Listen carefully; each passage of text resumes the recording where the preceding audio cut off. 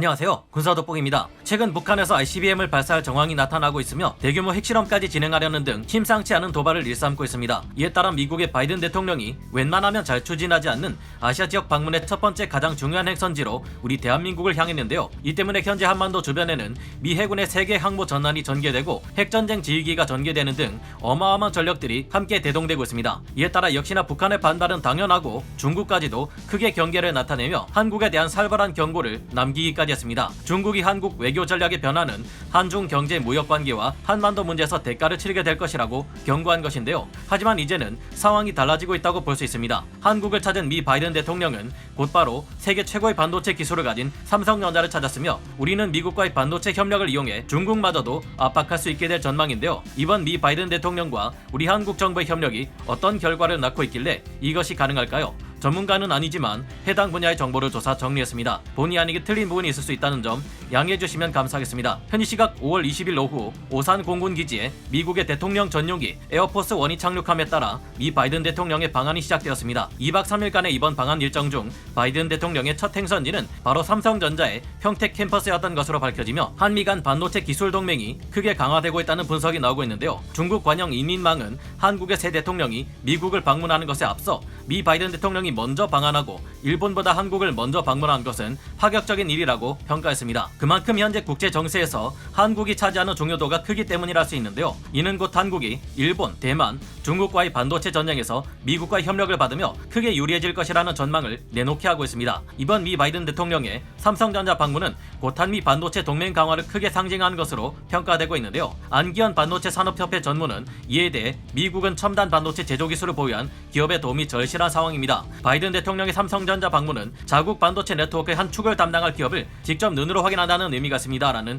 의견을 내놓았습니다. 이런 주장의 근거에는 실제 바이든 미 대통령 수행단 중에 미국의 대표 팹리스 기업인 퀄컴의 크리스티아노 아몬 최고 경영자가 함께하기 때문인데요. 팹리스 기업이란 반도체 제품을 직접 생산하지 않고 반도체 설계를 전문적으로 하는 반도체 회사를 의미합니다. 이들은 반도체 설계 및 기술 개발을 하지만 생산은 100% 다른 기업에 위탁하는데요. 반면 파운드리 기업이란 반도체를 설계하고 개발한 기업으로부터 하청을 받아 실제 반도체를 생산해주는 기업을 말하는데 국내 삼성전자 DS 부문 내 파운드리 사업부가 이에 속합니다. 한국의 삼성전자는 2019년 파운드리 업계 내에서 점유율 18%대를 유지하며 전 세계에서도 업계 2위를 차지했으며 총 매출액은 약 123.8억 달러, 하나로 약 14조 원 후반대의 매출을 달성한 것으로 추측되고 있습니다. 이번 미 바이든 대통령의 방문은 삼성전자의 미국 투자에 대한 감사를 표시하기 위함이라는 해석도 있는데요. 삼성전자는 미국 텍사스주 테일러시의 반도체 하청을 받아 생산하는 파운드리 팹에 2024년 착공을 목표로 170억 달러, 하나 약 21조 원을 투자할 예정입니다. 즉 이번 방안은 미 바이든 대통령이 미국에 투자하는 기업들은 확실히 챙겨준다는 의미인 동시에 이와 관련된 투자를 촉진시키기 위함이라는 해석도 등장하고 있습니다. 반도체의 공급은 미국에게 있어서도 아주 중요한 사안인데 현재 운용되고 있는 수많은 최첨단 무기 체계들의 고성능 반도체가 필수로 들어가기 때문이며 경제사회 전반의 발전에 있어서도 반도체가 필수이기 때문입니다. 최신의 전투기부터 네트워크 교전이 필수가 된 해군 함정들은 물론 지상의 전차와 포병들까지 반도체 소재 공급이 갈수록 더욱 중요한 문제로 부각되고 있는데요. 실제로 우크라이나를 침공하며 회복하기 어려울 정도의 손실을 입은 러시아가 추가 공세를 위한 장비로 최신의 전차들이나 장갑차를 더 이상 생산할 수 없는 것도 다 서방의 강력한 제재로 인해 반도체를 수급할 방법이 없어졌기 때문입니다. 이 때문에 얼마 전 우크라이나 전장에서 퇴각하던 러시아군은 우크라이나 주민들에게서 냉장고와 가전제품을 약탈해 가면서까지 이 안에 들어있는 반도체를 수급하려 애쓰는 처량한 모습을 보인 바 있는데요. 그런데 한국을 방문한 바이든 대통령은 가장 먼저 삼성전자를 찾았습니다. 점점 강력해지는 미국과의 협력과 지원을 통해 우리 한국과 삼성전자는 반도체 분야에서의 눈부신 성장이 전망되며 이로 인해 경제 안보 분야 모두에서 그야말로 전 세계를 쥐고 흔들 수 있는 강력한 반도체 패권을 가지는 것에 상당한 탄력을 받기 시작했다고 볼 수 있는데요. 중국이 한때 한국의 사드 배치를 문제 삼아 우리를 경제적으로 압박했지만 이제는 우리 또한 반도체를 이용해 중국을 압박할 수 있다는 것을 보여줄 때입니다. 미국은 대만을 침공하려는 중국의 야욕을 견제하기 위해 중국으로 유입되는 반도체를 견제하는 움직임을 계속해서 보여왔습니다. 현재 바이든의 방안은 한국의 반도체 산업을 미국 중심으로 재편하고 중국을 배제하는 경제 공급망을 구축하기 위해서라는 분석도 여러 나오고 있는 실정인데요. 역시나 중국에서도 이번 미 바이든 대통령의 방안을 두고 크게 경계하는 모습을 보였습니다. 중국 언론에서는 이번 한미 정상회담의 핵심이 한국과 미국, 양국의 군사동맹을 경제기술동맹으로 격상한 것이라고 평가했는데요. 국제문제평론가인 류허핑은 언론과 인터뷰를 통해 이것은 한미 관계의 전면적인 재편이며 한국 외교 전략의 방향성이 크게 조정될 것이라는 의미라고 분석한 바 있습니다. 그는 이것이 사실상 한국이 일본처럼 미국과 함께 중국을 억제하겠다는 의미이며 특히 반도체 분야에서 중국과의 디커플링을 예고하는 것이라 우렸습니다. 이번 기회가 미국의 대중국 압박 전선에 한국을 동참시킬 절호의 기회가 될 것이라 보도한 것입니다.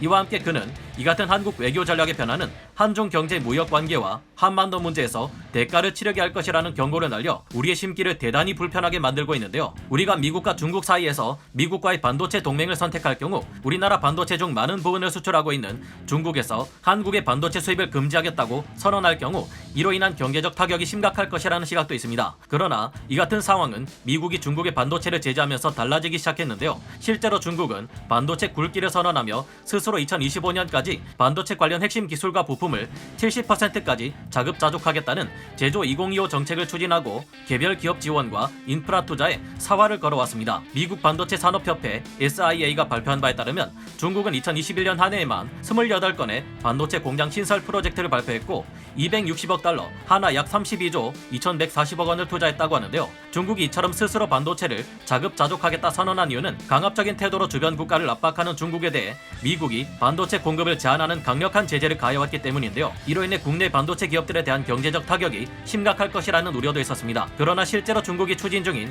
제조 2025는 이뤄지기 힘든 꿈에 불과한 상황입니다. 중국은 천문학적인 투자를 퍼붓고도 고성능 반도체 핵심 기술을 손에 넣지 못하고 있으며 네덜란드의 반도체 장비 업체인 ASML이 중국의 극자외선 노광 장비 수출을 금지하면서 중국은 최첨단 반도체를 생산하기 어려운 상황입니다. 산업혁명 이후 서방 측 과학기술의 결정체를 할 수 있는 EUV 스캐너와 이 장비에 들어가는 30만 개 부품의 공급망을 구축하는 일은 아무리 거대한 투자가 이뤄진다고 해도 단기간에 그리 쉽게 해낼 수 있는 일이 아니라고 전문가들은 분석하고 있습니다. 중국이 한국과 대만에서 우수한 엔지니어를 아무리 영입한다 해도 첨단 반도체의 수많은 공정, 리버스 엔지니어링은 절대 쉽지 않으며 수천 명, 수만 명의 집단적 협력이 필요한 메모리 반도체 분야에서 중국이 단기간에 발전하는 것은 현실적으로 어려운 일이라고 하는데요. 미국은 관세 장벽을 중국에 강요함은 물론 핵심 소부장 수출을 금지시키고 중국 반도체 기업들의 기식재산권 보호와 보조금 축소 등 전 세계로부터 중국에 고성능 반도체가 공급될 수 없도록 갖가지 집요한 제재를 가하고 있으며 그 강도는 갈수록 더 강력해져 갈 것이 예상되는데요. 결국 스스로 고성능 반도체를 생산해낼 여력이 없는